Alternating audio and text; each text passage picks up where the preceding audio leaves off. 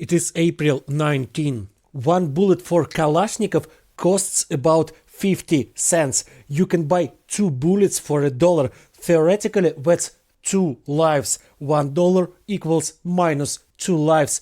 It's simple math. It can't get any simpler. The point of the sanctions imposed against Russia is precisely to leave Russians with as little money as possible, so they don't have the means to repair weapons, build tanks or buy bullets.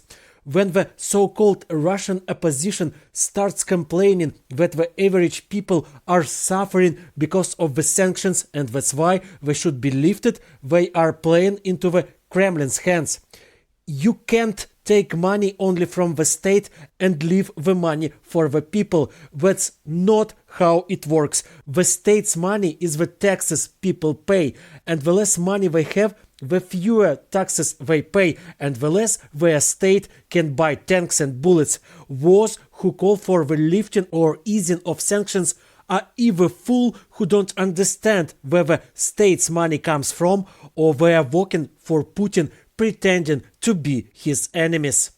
Russians who fled to the West love to talk about how Russian people are not to blame for the war, how people don't support the occupation of Ukrainian lands and the killing of Ukrainians, but they are lying. Just read what Russians write about the war. By the way, I've counted about 30 insulting names for Ukrainians that these supposedly anti-war people have come up with. Just watch videos from the first days of a full-scale invasion when thousands of people in Russia were celebrating. They were genuinely celebrating, dancing on the streets, having picnics near the border with Ukraine to see missiles flying towards our cities, and they were very, very happy about each of these missiles. The so-called Russian opposition is a bunch of fools, Putin's agents and people living in a fantasy world where the war can end without Putin's defeat, without destroying his army, and without returning the occupied territories.